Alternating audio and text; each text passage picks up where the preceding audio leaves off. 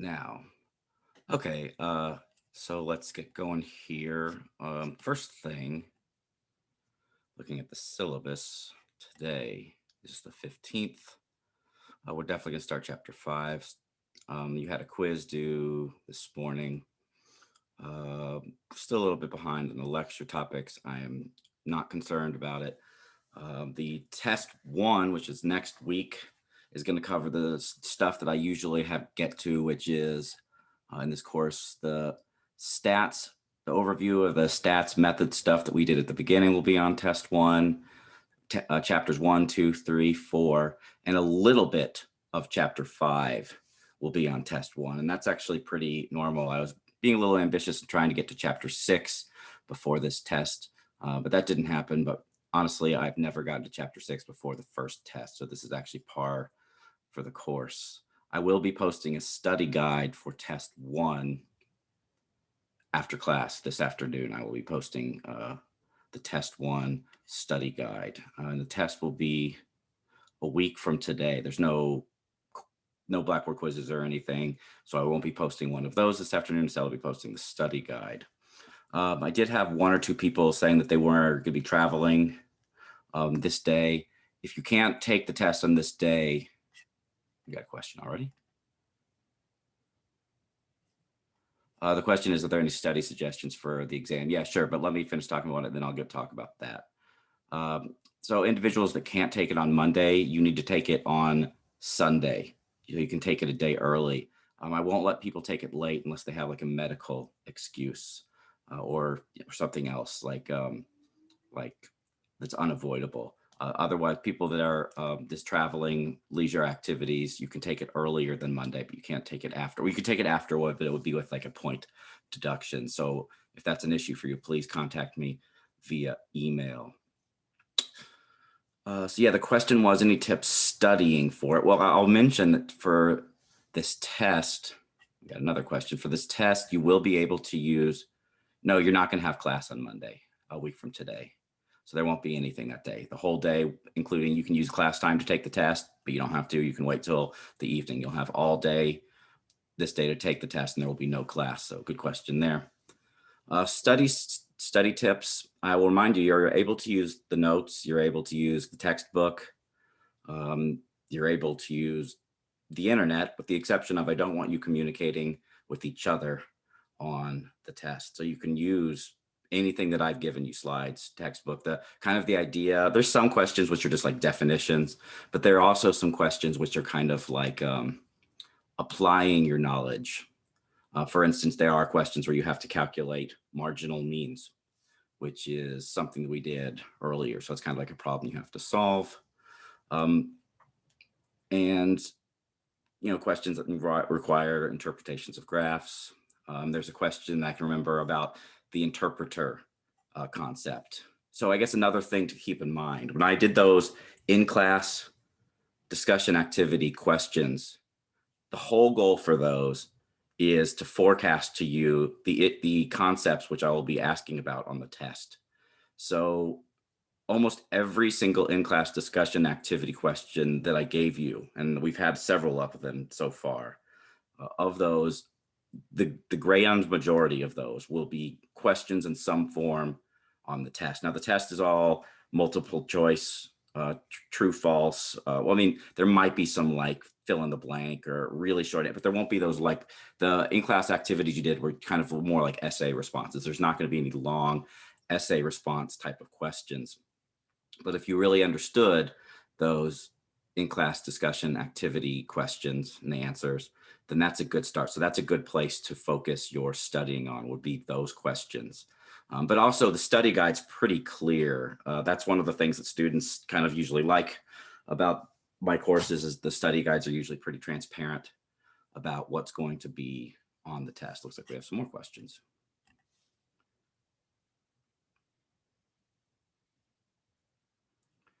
Okay. Is there a time limit?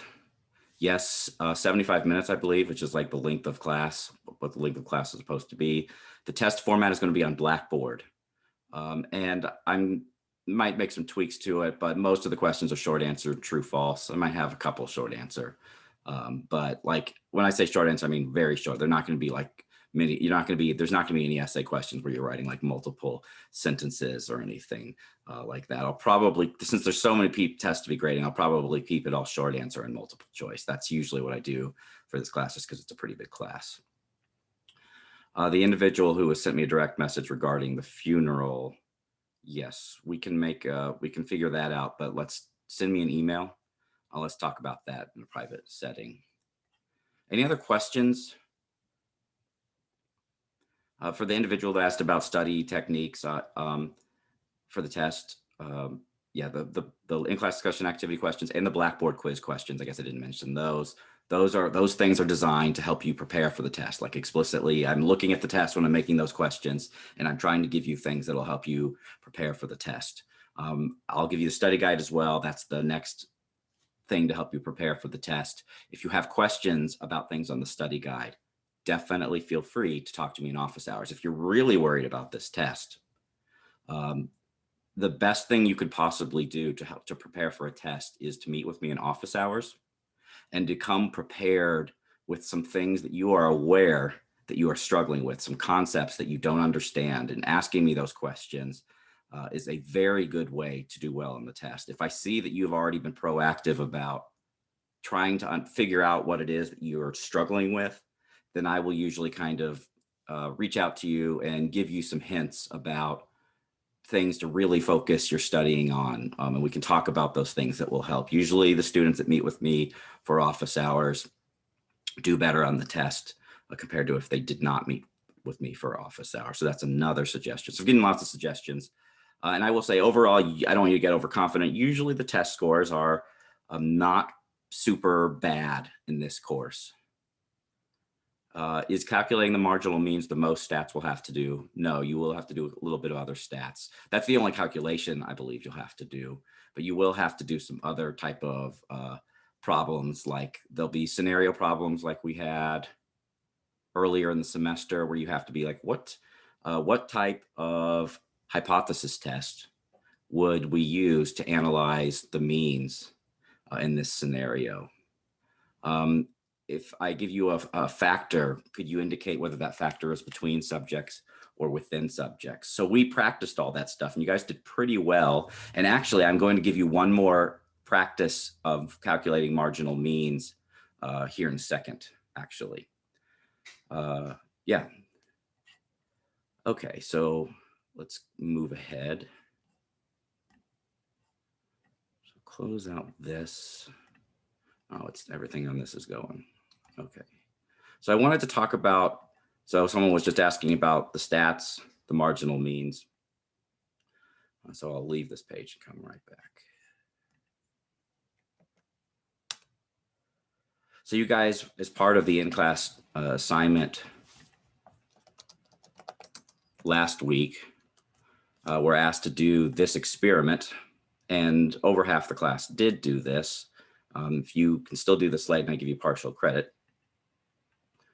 So I want us to think about, so I've calculated all of your guys' data, and I've actually combined it with the data from another class where I did the same demonstration last semester. So I have 56 participants total for this study.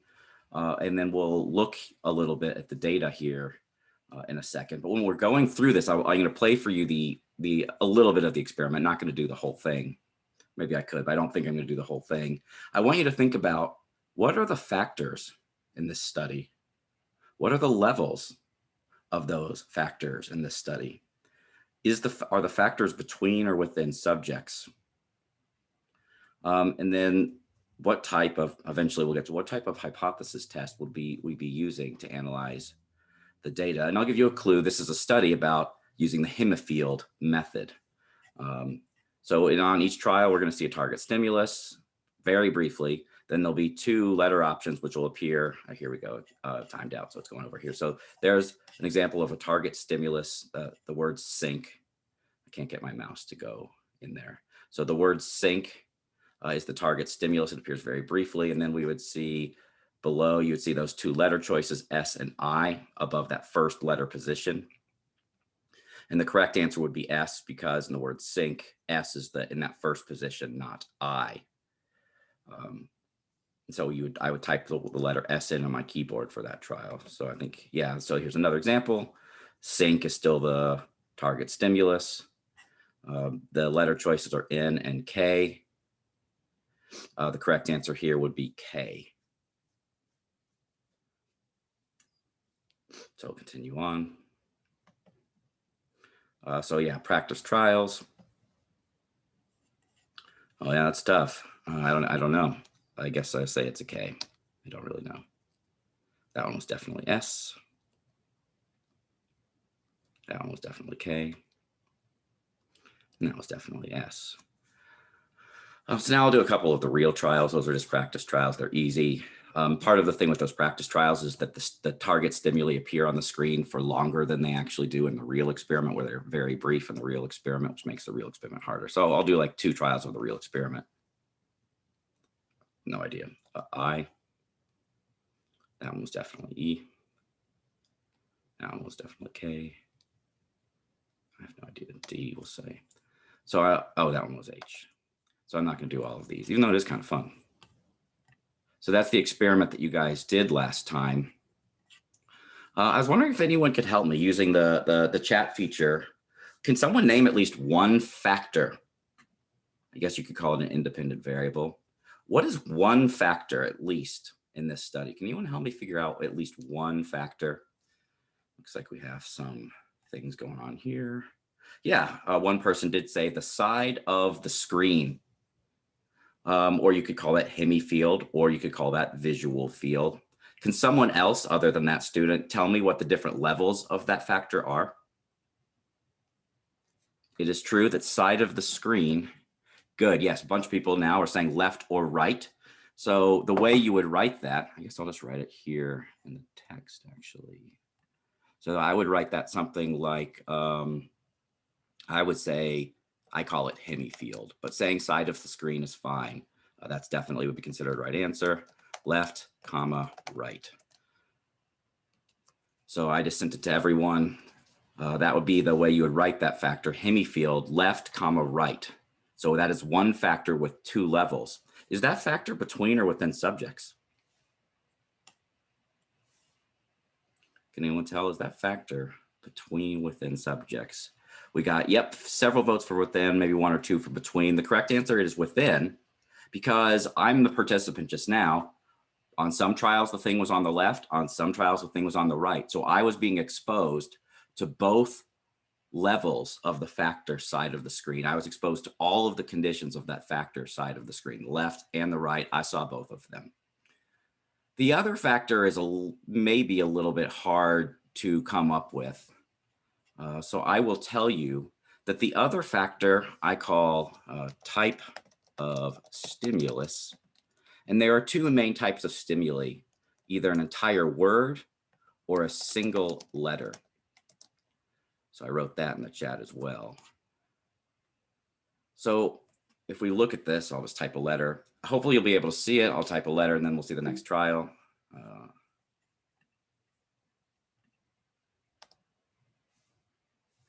That was the word that just appeared was wood.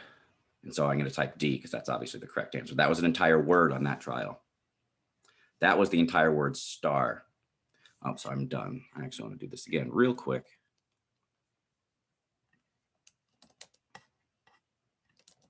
Because I want to show you a single trial. I want to show you a trial where just a single letter appears.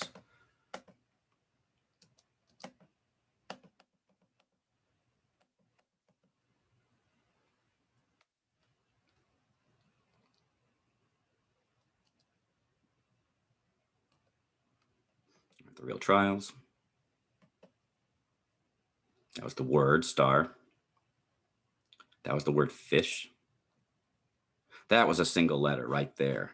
And it was either an R or a T. That was another single letter. It was, I think it was an S. So on some trials, now I'll really get out of here. On some trials, the target stimulus was an entire word, star or wood or fish. But on some trials, the target stimulus was that appeared in the on where those little lines are was just a single letter.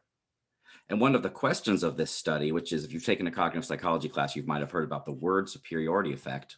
The question is, are people better at identifying the letter that appeared at a given position when that letter appeared by itself as the target stimulus, or whether that letter occurred as a word? The letter occurred as part of the word. So I'll leave this page now. And I'll go to the data for you guys.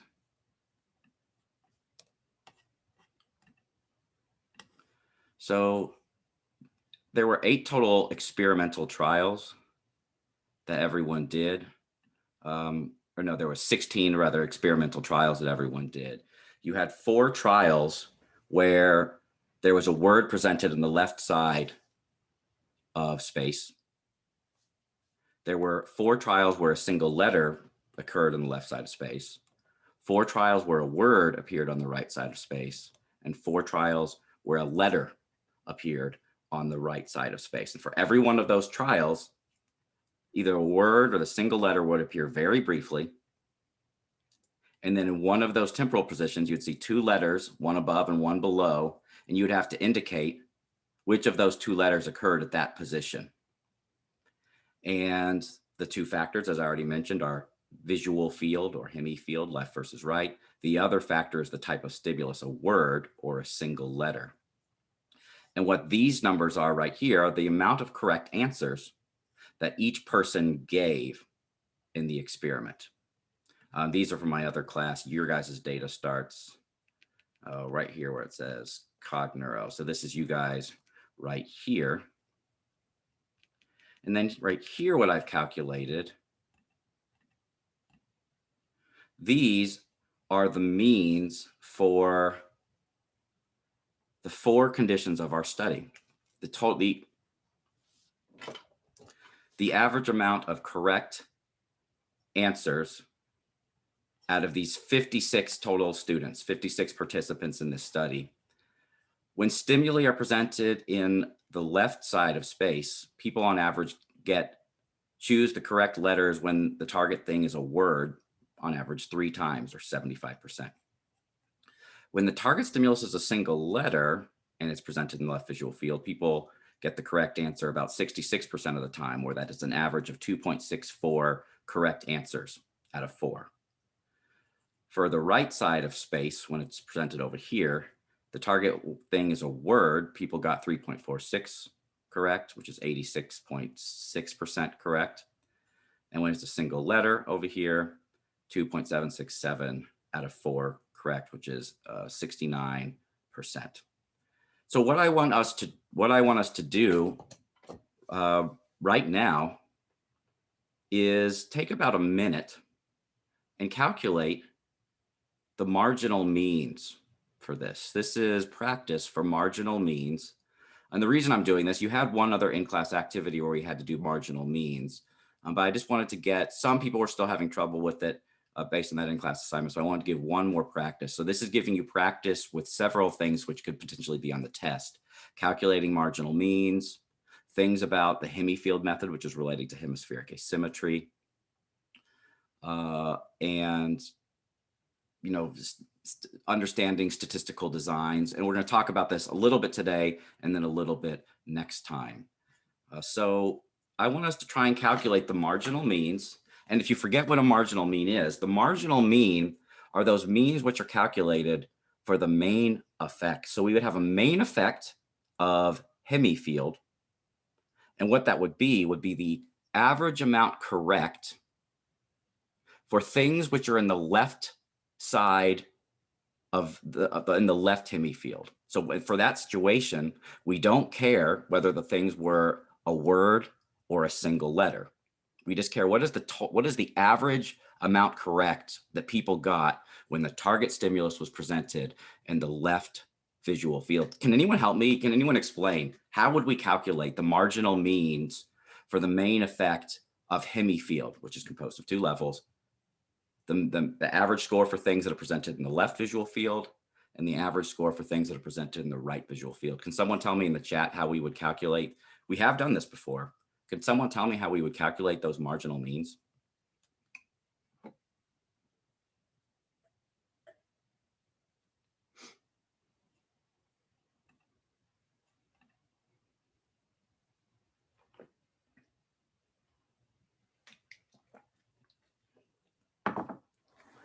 right, we got a few answers here. Let's take a look.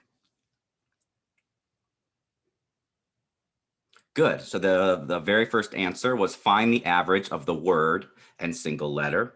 That's good. And then we have some specific, this next student said 3 plus 2.64 divided by 2, which is basically the same thing, finding the average of the word and single letter. So right here, the average score for words in the left visual field was 3. The average score when the target stimulus was a single letter in the left visual field was 2.642 or 2.64. So the marginal mean for the factor or for the level left is just the average of these two things. And then you would do the same thing for the right. You would take this score plus this score, divide by 2, and that gives you the marginal mean for the level right, the right visual field. So the two means that are compared for the main effect of visual field, that is left, the main effect, the mean for the left and the mean for the right. The one for the left is calculated by taking the average of these two things. The one for the right is calculated by doing the average of these two things, calculating the average of these two things right here. But there's one other main effect that we need to calculate. And the main effect that we need to calculate is the main effect that marginal means for the main effect of type of stimulus. So when we're calculating the main effect of type of stimulus, what we want to do is we want to calculate the mean accuracy, the mean amount of correct answers for those target stimuli that were words, and we don't care about whether those words were presented in the left or the right visual field. Then we would do the same thing for when the target stimulus was a single letter. We would calculate the average amount correct for single letters, and we don't care whether they were in the left or the right visual field.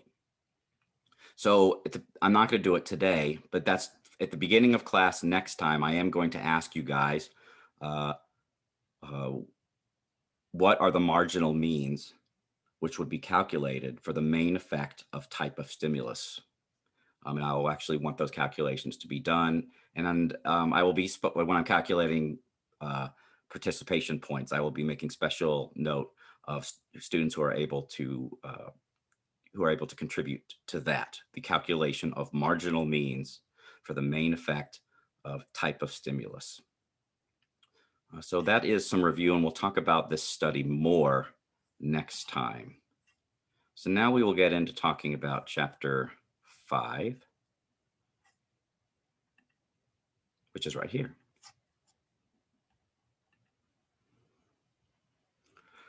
Okay, so chapter 5 starts kind of a two-part series of chapters in the textbook that are definitely interrelated. And these are some long, and they start to be, these chapters now really, the second half of the textbook, definitely the difficulty starts to increase a little bit. When the stuff that we focus on is not necessarily the most difficult aspects of these chapters, which should be a relief. But these chapters are definitely a little bit more difficult. And they cover, chapter 5 is mostly about the sensation side of things. And I'll explain what the difference between these two terms, sensation and perception, is. Chapter 5 is mostly about the sensation side of things. In chapter 6, this kind of the second half of the sequence is mostly about the perception side of things. So I definitely want to talk at the beginning here. I want us to differentiate sensation and perception, which is what I'll be doing here. So I think I took this from some introductory psychology textbook, just to kind of remind you, you probably heard these terms sensation and perception before. Sensation is basically like stimulation of some type of sense receptor. So for vision, the sense receptor is the eye.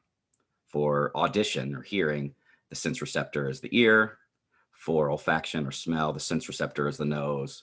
For taste, the sense receptor is the mouth or tongue. And for touch, the sense receptor are receptors which are on your skin. So the stimulation of those 5 different types of sensory receptors, that's sensation. And when we're talking about sensation versus perception, sensation is kind of like the process which initiates things. It's the first thing that happens. Sensation is kind of the start of this process of you detect something which is out in the world. That information is taken into those sensory receptors, and then the information is presumably sent to your brain, which processes that information further. It tries to make sense of that sensory data which is coming in to your sensory receptors. And that's what perception then is thought to be more of like a brain type of thing. It's taking perception is interpreting or creating meaning out of that sensory data. We have all this data coming into our eyes, our ears, our nose, our mouth, and our receptors on our skin. Perception is the process of understanding, interpreting, making meaning out of that sensory stimulation. So that's the difference. Sensation is just the kind of the taking in of data, of information with sensory receptors. Perception is making sense or interpreting or creating meaning out of that data which is coming into the sensory receptor. So there's a slight difference. Transduction is kind of in the middle of these two things. Transduction is just the idea that the way information tends to travel in the nervous system is by taking that sensory information and then transforming it into a series of electrical activity. At least that's the main theory, is that the information is represented in the peripheral nerves and in the brain, the central nervous system, as patterns of electrical activity. Transduction technically is transforming the data which is out in the world, like electromagnetic waves, or which is what goes into your eyes, or chemicals, which is what goes on, into your nose or goes into your tongue. All of these different types of energy, all these different types of information which are out in the world, when they come into contact with a sensory receptor, the main things that sensory receptors do is they change the currency of that information, and they change it into an electrical form. And that electrical form is presumably what your body, your nervous system deals with. So this is the sensation, perception, and transduction. And so here I'm going to give you these terms, which are intended to help distinguish sensation and perception. You might have heard these terms before. And I like, if possible, when I'm teaching courses, if there's a lot of different words for the same concept, I like to point that out to you. And this is one of those situations. You might have heard the term bottom-up processing before, and that is very similar to this idea of sensation. And a big part of this definition of bottom-up processing, people often say it's sensory driven, which basically means it's very like sensation. Another thing that is often said about bottom-up processing is it's based on a piece-by-piece analysis. So you might not know completely what that means, but I'll give you an example here in a second, which I think will help. So bottom-up processing is like sensation. It's kind of like the taking in of sensory information. It's the beginning of the process. Top-down processing, on the other hand, is different. It's inference driven. It's trying to create meaning, or using meaning that you have, understanding knowledge that you have stored in your head to make an inference about what it is which is out there, what it is which is stimulating your sensory receptors. And that's why it says here, top-down processing is based on prior knowledge and expectations. That knowledge is presumably stored in your brain, and you use that knowledge to make an educated guess, to make an inference about what it is that that is stimulating your eyeballs, or which is stimulating your ears. So top-down processing is more like perception, and bottom-up processing is more like sensation. So there's these different terms, bottom-up processing and sensation. They're similar, very analogous. And then these other terms, top-down processing and perception, which are kind of analogous, which are very similar. And there's a good TED Talk, by the way, by a pretty famous professor about these things, and it gives some really good examples of top-down processing, though I will give some examples of bottom-up and top-down processing myself. Here is kind of a classic example of bottom-up processing. I stole this from an introductory psychology textbook. So remembering bottom-up processing, let's actually look at that definition real quick. Bottom-up processing, sensory-driven, is based on a piece-by-piece analysis. So the idea of bottom-up processing is we're presented with this thing that we see, and we can clearly see it's the letter T. That the information from the letter T, the light hits our eyeball, and we break down this into these component features. That's what is meant by like a piece-by-piece analysis.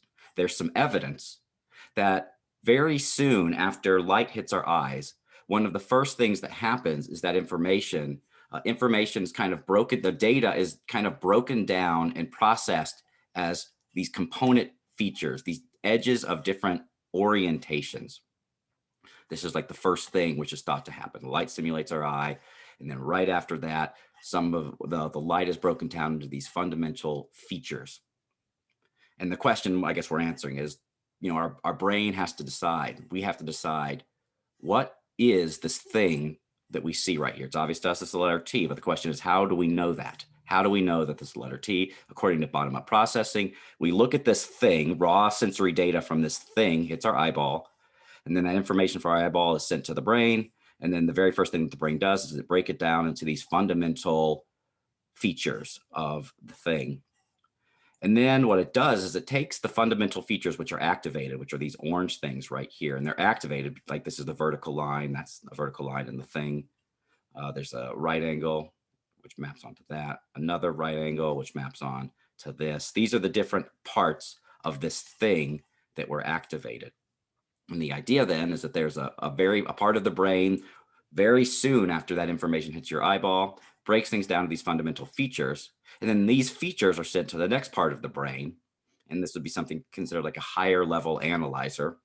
And the idea of this higher level analyzer, it's looking for combinations of features that you recognize. And so these combination of features, if you add them all together, are the best match for the letter T compared to the letter R or the letter P. Those component features map on very nicely to the letter T, but they don't map onto these other things. And so you conclude, oh, the thing that I'm looking at is the letter T.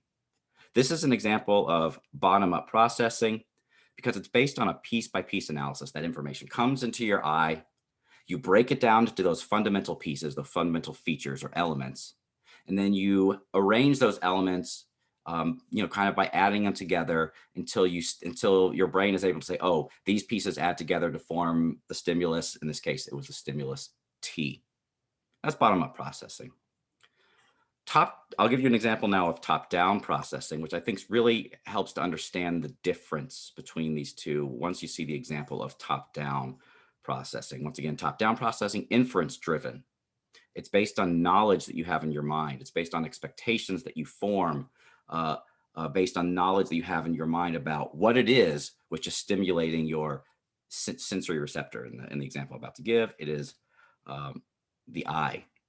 So I earlier accidentally showed you kind of the next thing that you're supposed to see, but hopefully you didn't all see it. So if you look right here, this little thing is known as an ambiguous figure, and we have the same ambiguous figure over here. This thing is considered an ambiguous figure because it can be interpreted two different ways. Can anyone tell me, could anyone figure out what are the two different kind of interpretations of this thing? It kind of looks like two different things that you will recognize. What are the two different things that this kind of looks like?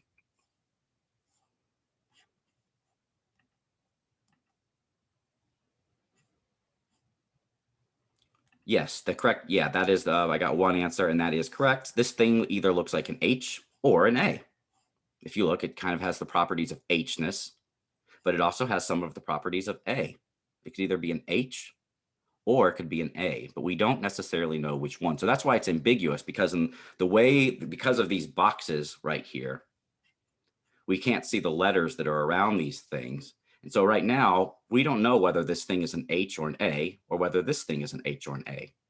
But I'll remove the boxes, and then you will use your top-down processing to disambiguate the identity of these things. You'll use your top-down processing to make an inference. Right now, you can't make an inference. It's ambiguous. You don't know the correct answer, whether it's this H or A or H or A.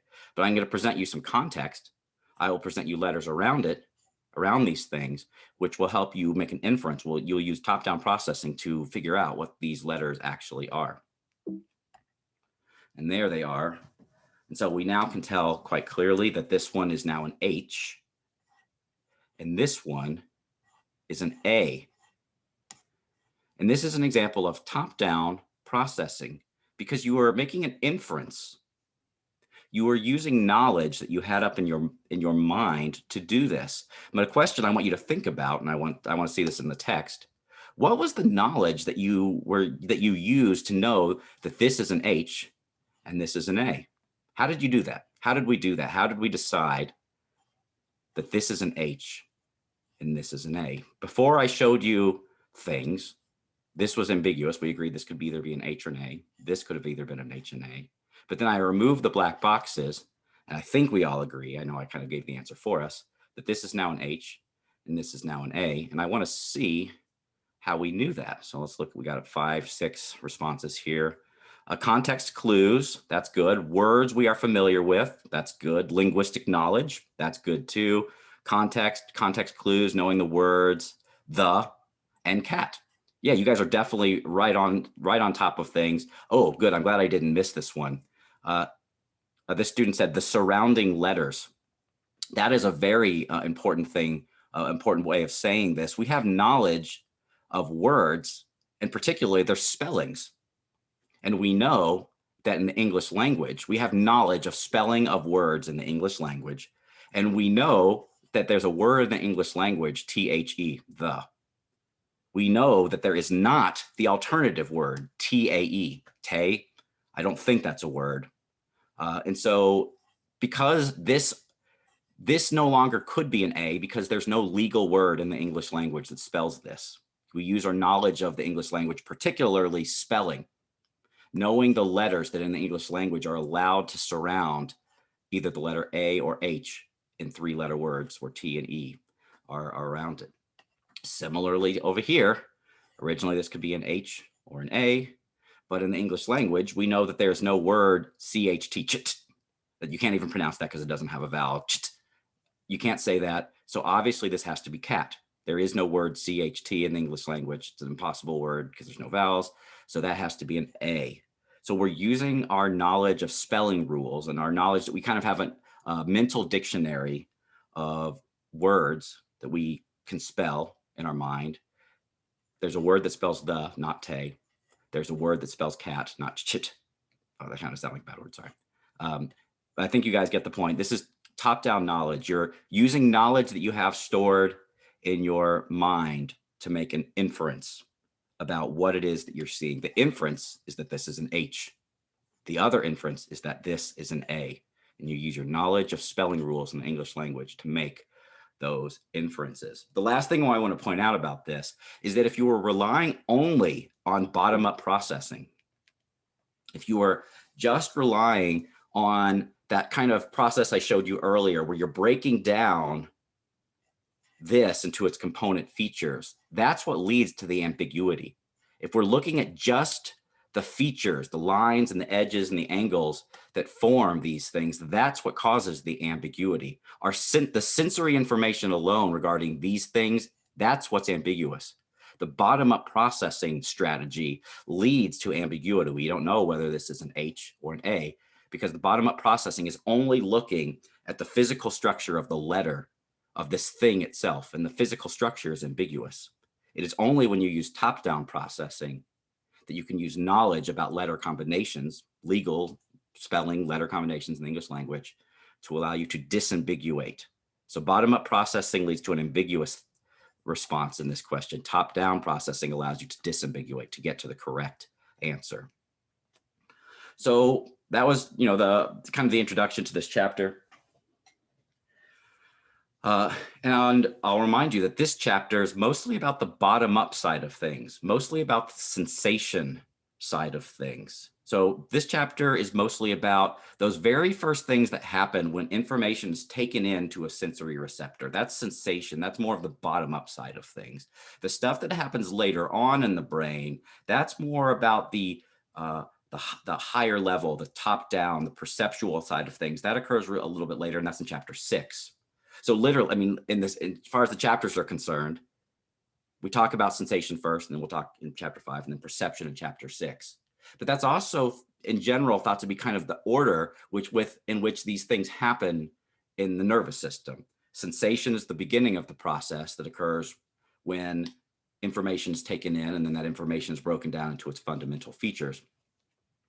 And perception occurs, a few milliseconds later in different parts of the brain, and that's where meaning is created out of that sensory information. You can use that meaning to form expectations, which help make inferences. So this chapter, once again, mostly focused on the sensation, the bottom up side, those earlier processes. And so here is shown a brain. And what this is showing is what is generally known as the primary sensory areas. So we have 5 senses, of course. I've already mentioned them, related to the eyes, ears, nose, mouth, and then skin. Those are the 5 different sensory receptors, or sight, hearing, smell, taste, touch. Those are the 5 senses. And each of those senses has a part of the cortex called the primary sensory cortex, the primary visual cortex, the primary auditory cortex, the primary olfactory or primary smell cortex, the primary gustatory or taste cortex, and then the primary somatosensory or the primary touch cortex. And these different parts of the brain are shown here. And so I want to point out some of them. So one that we'll be talking about a lot is primary visual cortex, which is right here. Can anyone tell me what lobe of the brain this is? What lobe of the brain does primary visual cortex appear to be in? Go ahead and use the chat if you want.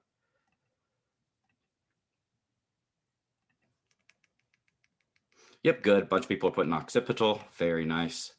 Primary visual cortex is in occipital. Hearing, primary auditory cortex, is in the superior temporal lobe. So this top part of the temporal lobe is primary auditory cortex. The taste and smell ones are kind of hard, and different sources actually place them in different positions. So I will tell you, I'm not going to ask you ever to specifically label the taste and smell cortices in a brain, because this diagram from the textbook actually places them differently than this diagram, which was taken from an actual article. So I'll go ahead and show you where this is taken from an actual article. This puts primary olfactory cortex and primary taste cortex like adjacent to each other. And the location of these is basically on the boundary between this lobe, which is the frontal lobe, and this lobe, which is the temporal lobe. So both smell and taste primary cortices are kind of located between the frontal lobe and the temporal lobe. So there's this gap. This is the Sylvian fissure or the lateral fissure right here. And then kind of in between this, the taste and smell cortices are kind of behind the temporal lobe, and on the front, they're kind of in the boundary between the frontal and temporal lobe right there. So you can't really see them. And that's kind of how they're represented here in the textbook. Kind of like the taste cortex is kind of located up here on the frontal lobe. The smell cortex is kind of located up here in the frontal lobe. But it's kind of hard to actually represent where these really are. Really, from my understanding, these parts of the brain are kind of straddling the boundary between the temporal and the frontal lobe. The orange and the yellow are both kind of straddling the boundary between the frontal and the temporal lobe. And then finally, let's see, we've done vision, we've done taste and smell, and we've done hearing. The last one is the primary touch cortex, or primary somatosensory cortex, which is called S1 right here. And it is located in the parietal lobe right here. This boundary right here marks the division. In front of this boundary right here is the frontal lobe. Behind it is the parietal lobe. And primary touch cortex, primary sensory cortex, is basically the very first thing in the parietal lobe right here. So those are the main, the first areas of the cortex where sensory information goes. These things right here, S2, I guess, right, the only two thing we have right here is related to the sense of touch, these are considered secondary sensory processing areas. You can kind of think of these are like the second stop in cortical processing for a given sense. So the idea here is that S1 is primary touch cortex. It's the first spot of the cortex where information is going related to touch. But then that information is sent this way in the parietal lobe. It's sent to S2, and this is like the second stop for touch information. It's a secondary processing area, and each sensory system has those. And yeah, more of them are represented here. So here's primary visual cortex, for instance, is like the first spot of the cortex where visual information goes. But then primary visual cortex is surrounded by visual areas, secondary visual areas, which is what these different shade of red is right here. This is primary visual cortex. The secondary visual areas surround it. And in theory, all of the sensory areas are kind of organized in such a fashion. There's primary auditory areas right here, and then surrounding the primary auditory areas would be secondary. So it actually shows the primary auditory areas right here. And then adjacent to that are secondary auditory areas. So information first goes there in the brain, and then it's kind of sent over here. Okay. So I do want to talk a little bit more about kind of the very first things that happen when sensory information is taken in via sensory receptor, and then it's transduced, and then it's sent to the brain. There's these things called cranial nerves. And what the cranial nerves do is that they take information from the senses, especially the senses that are in the face. So that's everything except for touch is in the face. These cranial nerves take in the electrical signals from each of the sensory receptors, and then they send them to the brain. Now, I've already been talking a lot about these primary sensory areas, but it turns out that those are not the very first parts of the brain where sensory information goes. They're considered the first parts of the cortex, but remember, the cortex is like the top parts of the brain. It's the most evolutionary recent parts of the brain, but there are actually parts of the brain where the sensory information is sent first before these cortical areas, and that area is the brainstem or the midbrain. Kind of both of these areas are close to each other, and they're both stimulator. The brainstem, midbrain, basically subcortical regions which are physically low, evolutionarily older regions of the brain. Those are actually the first parts of the brain that are stimulated. Sensory receptor is stimulated, then the first place that information goes in the brain is actually the subcortical regions. That is the brainstem and the midbrain. And this, all five senses to some extent, this is true. The first place that information goes in the brain is actually subcortical regions before the primary sensory region.